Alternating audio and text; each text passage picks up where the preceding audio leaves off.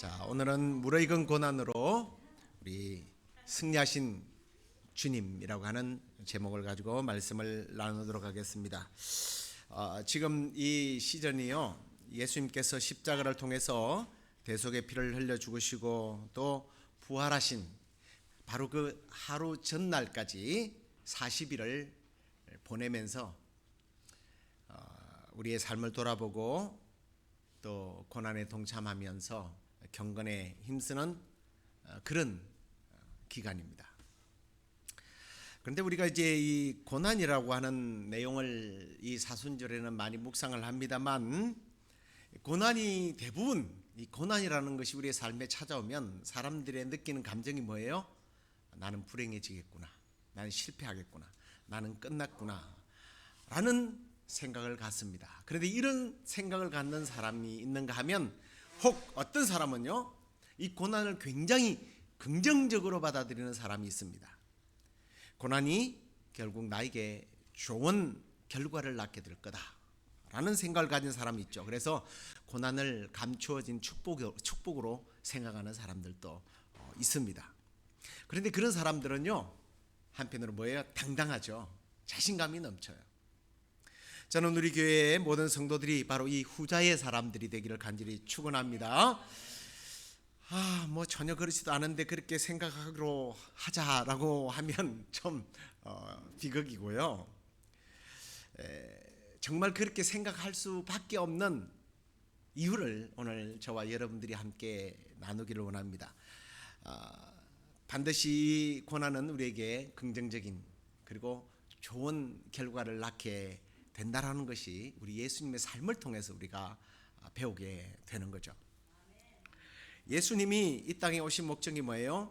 하나님 나라를 전파하고 십자가를 지시고 그리고 부활 승천하셔서 우리의 죄를 다 사하여 주셔서 우리가 영원히 천국에서 살도록 하기 위함입니다. 그런데 이 일을 하기 위해서 얼마나 빨리 하면 얼마나 좋겠어요. 아니, 굳이 예수님이 오셔서 공생애를 이제 시작하면서 3년에 시작하는데 그 기간까지 30년이 기다렸어요. 그 30년 동안은 일반인들이 살아가는 방식으로 살아갑니다. 그리고 바로 이제 그냥 십자가를 지시면 되지, 또 3년의 여유 시간을 왜 두었을까 하는 거죠. 그런데 생각해보면 자신이 원래 목적했던 이 십자가를 향하여 걸어가긴 걸어갑니다만, 단 한 번도 주님의 그 33년의 기간은 고난이 그의 삶에 떠난 적은 없었습니다. 우리가 생각할 때는 이 40일 혹은 한 주간 전에만 예수님께서 고난에 대해서 묵상을 했고 고난을 받으셨다고 생각하지만, 예수님이 이 땅에 머무신 33년이 그분에게 있어서는 고난의 시간인 거예요.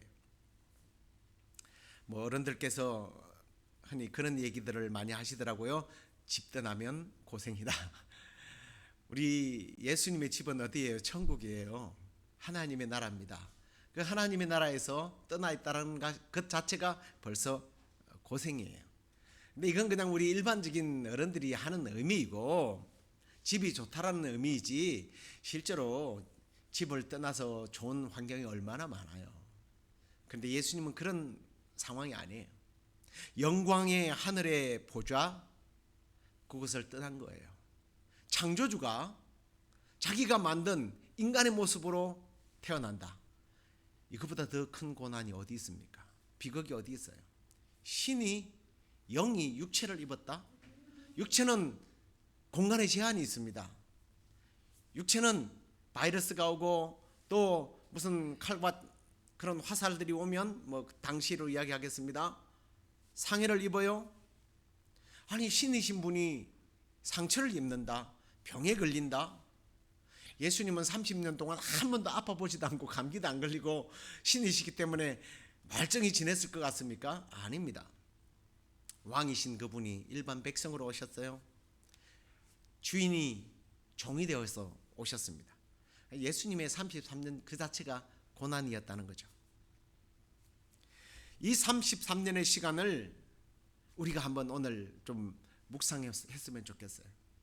분명히 여기에는 주님의 의도가 있다는 것을 우리가 알아야 한다는 겁니다.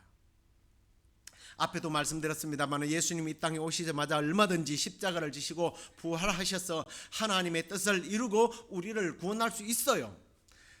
그분의 계획을, 하나님의 계획을 완성할 수 있습니다. 그럼에도 불구하고 주님은 33년을 왜 기다렸느냐 하는 거예요. 오신 지 33년이 지난 후에야 왜 대속의 사업을 이루셨느냐 하는 겁니다. 그것은 바로 하나님의 예정하신 때를 기다렸던 거예요.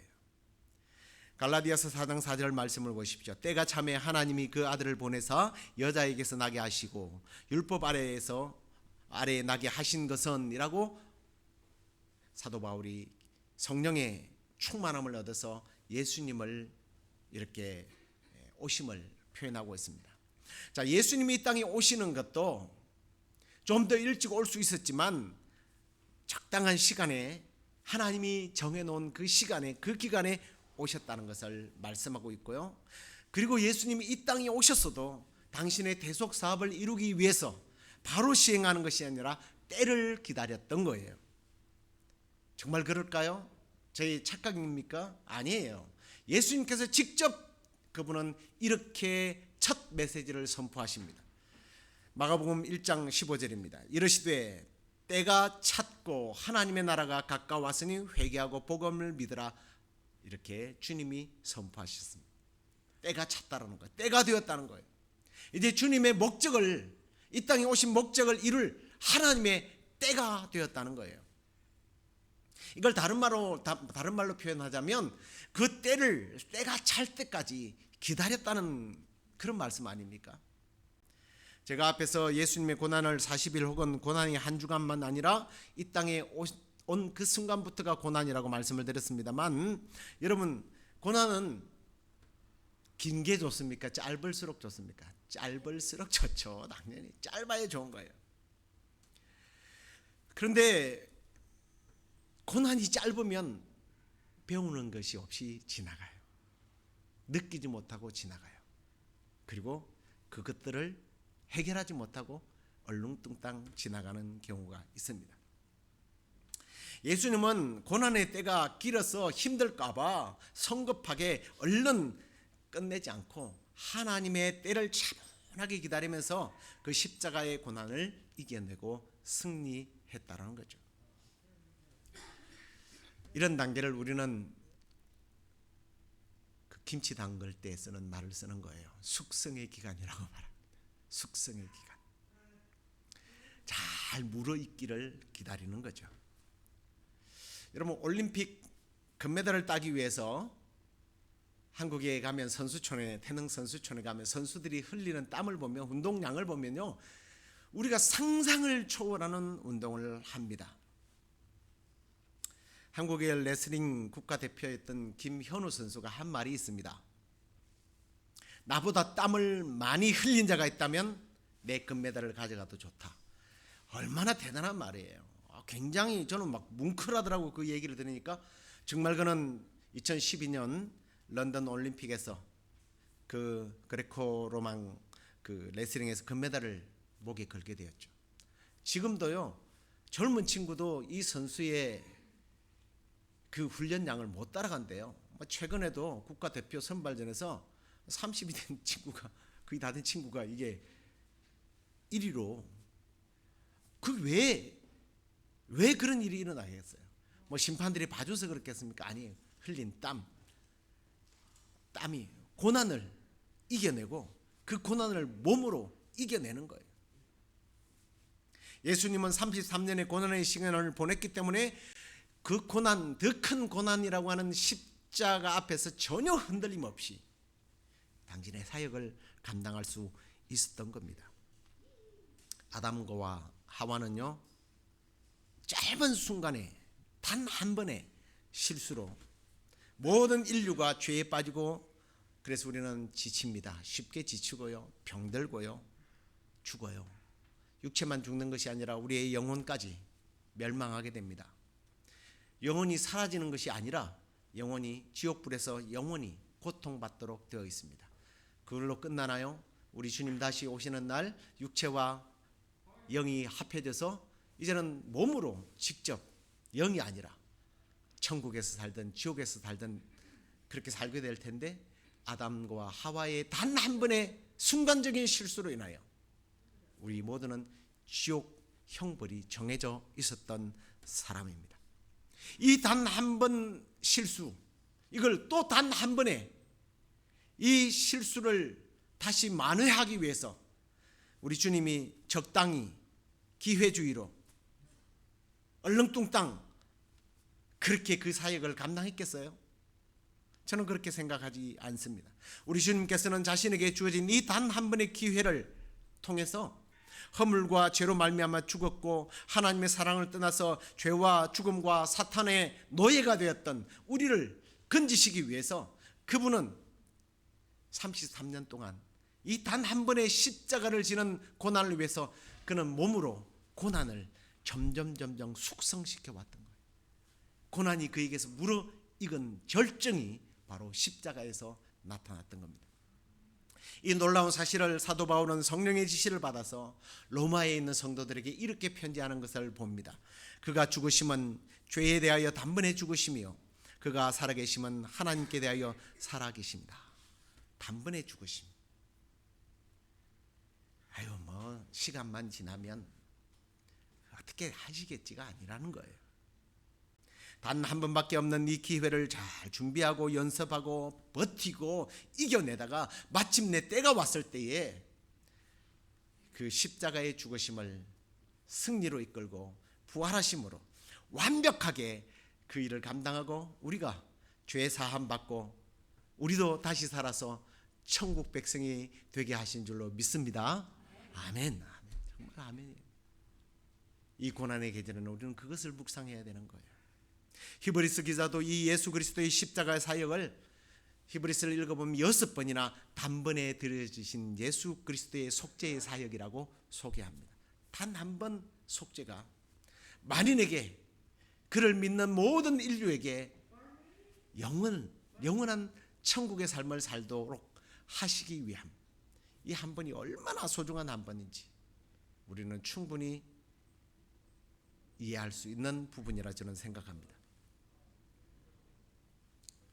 우리가 주님처럼 이렇게 심사숙고하지 못함으로 인하여 잘 준비하지 못해서 방심하다가 일을 그르쳐서 다시 처음부터 시작해야 되는 경우도 있지만 그것들을 만회하기 위해서 시간과 물질과 에너지들을 얼마나 많이 낭비합니까? 하지만 우리 주님은 잠시도 방심하지 않고 그것들을 잘 준비하셔서 마침내 이룬 다음 십자가 위에서 그분은 이렇게 선하십니다. 다 이루었다. 다 이루었다. 다 이루기까지 그분은 33년의 시간을 고난으로 보낸 것입니다. 이제 우리 차례예요. 현대인들의 어떤 특징 가운데 하나가 고난을 잘 견디지 못한다는 겁니다. 고난뿐이 아니에요. 뭐든지 빨리빨리. 특히 우리 한국 사람들의 신조어예요. 빨리 해. 빨리. 뭐 그중에 저도 한 사람입니다만 제가 우리가 이제 선교하러 가는 메타와 지역에 종종 체리도 따고 뭐 사과도 따고 돈 주고 따는 게 아니라 우리는 무료로 정말 하나님의 은혜로 그걸 따잖아요. 전에 이제 히스패닉 친구가 우리가 선교하는 그 시와나 교회의 성도예요. 저를 데리고 이제 체리 따러 가자고 그래서 체리를 따러 한번 갔습니다. 여러분들은 저와 같이 체리를 따보셔서 제가 어떻게 따는지 아실 거예요. 아직까지 제가 저보다 빨리 따는 사람이 없었어요. 근데 이 멕시코인이 저보고 뭐라는 줄 아세요? 패스터 빨리 그러더라고. 난 처음에 잘못 들은 줄 알았어요. 너 지금 뭐라고 그러냐 했더니 빨리. 그래서 너 그 말 어디서 배웠냐 그랬더니 미스터 황한테 배웠대요. 황 장로님한테 배웠다는 거예요. 빨리. 한국 사람들이 얼마나 이게 빨리라는 말을 좋아했으면 빨리 하는 걸 좋아했으면 멕시칸이 한국말 중에서 하필이면 그 빨리를 배웠겠습니까? 우리는 빨리를 그렇게 좋아해요. 그러다 보니 우리 삶에 다가오는 이 고난도 어떻게든 빨리 지나가기를 우리는 소망합니다. 이 고난을 하나님께서 내게 주신 이유와 목적과 그 계획, 이유, 그걸 깨닫기도 전에 빨리 끝내달라는 거예요. 그러다 보니까 또다시 고난이 오면 또다시 당하는 거예요. 또다시 실패하는 거예요. 또다시 넘어지는 거예요. 우리 아까 불렀던 찬양처럼 완전하지 못해서 빨리 우리가 넘어지는 것도 있지만 이게 고난을 학습하지 못해서 그런 거예요. 고난을 통해서 내 삶을 깊이 반성하고 뒤돌아보고 내 삶을 정화시키고 새롭게 하는 기회로 삼아야 하는데 우리는 그 고난을 쓸데없는 것으로 혹은 재수 없는 것으로 생각합니다. 심지어는 하나님께서 왜 이런 고난을 나에게 허락하셨는가 하고 하나님을 원망까지도 합니다. 우리는 조금 더 빨리 앞으로 나아가는 것이 성공이라고 생각합니다. 그러다 보니까 내가 살아왔던 과정을 돌아보지 못해서 심사숙고하지 못해서 결국은 그것이 나의 발목을 잡잖아요. 우리는 국회의원 선거나 또는 대통령 선거를 통해서 그걸 많이 보잖아요. 내 삶의 위기를 어떻게 처리했는가, 아니면 내 삶에 다가왔던 그 기회들을 잘못 선용함으로 결국은 그것이 내 삶의 발목을 붙잡는다는 거예요. 지금 전 세계에 바이러스가 확산되면서 이 고난으로 인하여 세계는 어떻게 됐어요? 잠시 스탑이 됐습니다. 저도 바이러스에 한번 걸려보니까요, 정말 그냥 한 대여섯 명이 와가지고 집단으로 저를 폭행하는 것 같더라고요. 그렇게 맞아봤냐? 저 맞아봤거든요. 그렇게 군대 가가지고 세 사람한테 뭘 잘못했는지 이야기도 안 하고 다 때려놓고 이야기를 하더라고요. 왜 때렸냐고 물어봤더니 네 밑에 있는 애가 잘못해서 네가 맞아야 된다고 그래서 맞아서 내가 너무 황당했습니다. 옷이 다 찢어지고 시계가 다 떨어져 나가고 막 정말 얼굴은 오면 이제 살살살살 피하면서 그렇게 맞아가지고 그 맞는 것이 얼마나 어떤 건지 알아요. 그렇게 아프더라고요. 근데 밖으로 나갈 수가 없잖아요. 돌아다니는 게 식구들에게 미안하고 또 다른 사람들에게 피해를 입힐까봐 스탑이에요. 스탑. 바이러스에 걸리는 순간 우리의 모든 삶이 스탑이에요. 이게 치료약도 없어요. 그냥 시간 지나면 낫는 거예요. 바이러스만 그런 게 아니라 이 감기도 바이러스니까 그래요. 의사들이 그래요. 감기약을 먹어도 일주일에서 2주일, 안 먹어도 일주일에서 2주일이에요. 그래서 약을 왜 먹느냐고 물어봤더니 황당한 얘기를 합니다. 저는 그런 걸 꼬치꼬치 잘 묻는 사람이라 내가 감기 걸렸다는 걸 잊기 위해서 먹는데요. 치료하는 게 아니에요. 그냥 잊기 위해서 먹는 겁니다. 우리 몸이 스스로 치료하는 거예요. 물론 수술해야 되는 그런 병들도 있지만 바이러스 같은 경우는 그런 거예요. 제가 지금 이야기하려고 하는 의도는 이겁니다. 고난이라는 게 그런 거예요. 빨리 해달라고 해결해달라고 하다 보면 우리 몸 안에 있는 면역세포는 점점 약을 먹으로 인해서 파괴되는 것처럼 우리는 고난을 이겨낼 면역이 사라진다는 거예요. 어디 그뿐입니까? 우리의 지성과 이성과 우리의 영성이 점점 힘을 잃어요. 판단을 해야 하는데 판단을 하지를 못해요. 왜 그러느냐? 빨리 때문에요. 육체적 고난만이 아닙니다. 우리가 인간적으로, 경제적으로 또 관계 속에서 여러 가지 의도하지 않는 그런 시험이라고 부르기도 하고요, 고난이라고 하는 것들이 우리의 삶을 찾아와서 녹화합니다. 그럴 때에 기왕 닥친 고난이라면 하나님께서 나에게 왜 이 고난을 허락했는지 그 하나님의 뜻을 잠시 스탑을 하고 한번 생각해 보라는 거예요. 예수님은 33년을 고민하면서 생각하면서 그 고난을 서서히 녹이면서 숙성시키고 물어익혀서 십자가에서 승리한 것 아닙니까? 그래서 오늘 베드로는 성령님을 통해서 이 고난을 당하는 성도들에게 이렇게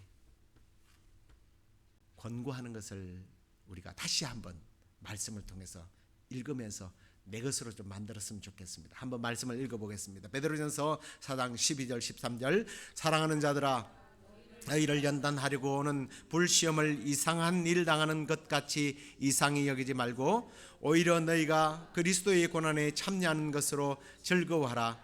이는 그의 영광을 나타내실 때에 너희로 즐거워하고 기뻐하게 하려 함이라. 아멘.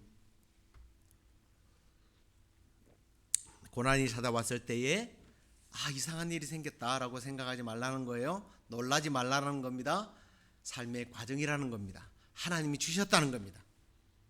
그리고 결국은 이 고난은 우리에게 놀라운 유익을 준다라고 말씀하지 않습니까? 그렇다면 성경에서 고난이 우리에게 주는 유익이 뭐냐? 너무 많아요. 너무 많지만 시간이 없으니까 짧게 그냥 3가지만 말씀드리고 말씀을 마칠게요. 첫째, 고난은요 하나님을 찾도록 만들어요. 말씀을 같이 한번 읽을까요? 나의 환난 날에 내가 주를 찾았으며 밤에는 내 손을 들고 거두지 아니하였나니 내 영혼이 위로받기를 거절하였도다. 나의 환난 날에 누구를 찾는다고요? 하나님을 찾게 되는 거예요. 기도하게 만드는 거예요. 솔직히 모든 일이 잘 돼갈 때 하나님을 찾을 시간조차도 없었지 않습니까? 그러다 보니까 내가 잘 되는 것이다. 내가 잘났어. 내가 똑똑했어. 부모를 잘 만났어. 좋은 대학교를 만나고 인맥이 좋았어? 아니에요. 그런 생각은 다 뭐냐면 성경에서는 교만이라고 불러요. 하나님 없이 내가 잘 되었다고 생각하는 게 다 교만이에요. 그 교만에 대해서 성경은 잠언 16장 18절에 보니까 교만은 패망의 선봉이요 그만한 마음은 넘어짐의 앞잡이다라고 말씀합니다. 그 외에도 성경에 보면요 이 교만에서 여러분 교만이라고 인터넷에서 한번 폰으로 한번 핸드폰으로 쳐보세요. 교만한 자들은요 하나님께서 낮추신다고 그랬어요. 교만한 사람은 용납하지 않는다고 그랬어요. 심지어는 하나님은요 하나님 같으신 분이요 이렇게 표현을 해요. 교만한 자를 내가 미워한다. 겸손한 자에게는 은혜를 베풀지만 내가 교만한 자에게는 넘어지게 하겠다. 이게 하나님의 말씀이에요. 그런데 하나님 편에서 생각해 보세요. 예수 그리스도를 통해서 그 하나님의 아들 예수 그리스도를 통해서 나를 구원해 놓고 내가 교만해지고 넘어지고 실패하고 하나님이 미워하시도록 내버려 두시겠어요? 그래서 고난을 주는 거예요. 하나님이 나를 넘어지고 실패하고 그리고 미워하지 않기 위해서 고난을 준다니까요. 그래서 하나님을 찾도록 만드는 거예요. 그래서 고난은 우리에게 뭐라고요? 유익인 거예요. 두 번째는 이게 고난을 통해서 우리는 말씀을 드디어 찾기 시작하는 거예요. 배우고 지키는 겁니다. 시편 119편 67편과 71편 1절을 한번 같이 읽도록 하겠습니다. 고난 당하기 전에는 내가 그릇 행하였더니 이제는 주의 말씀을 지키나이다. 고난 당하는 것이 내게 유익이라. 이로 말미암아 내가 주의 율례를 배우게 되었나이다. 할렐루야. 고난을 통해서 하나님의 말씀을 찾게 되는 거예요. 가까이 하게 되는 거예요. 배우게 되는 거예요. 그러면 뭐가 생기는지 아세요? 시험과 환난이 끝나는 게 아니라 통찰력이라는 게 생겨요. 하나님이 지혜를 주시니까. 이게 이거였구나. 하나님의 말씀은 우리를 구원받도록만 하는 게 아니라 우리가 이 땅에 살아가는 데 있어서 통찰력을 준다니까요. 그걸 안목이라고 부르고 비전이라고도 부릅니다. 고난을 통해서 얻게 되는 유익이에요.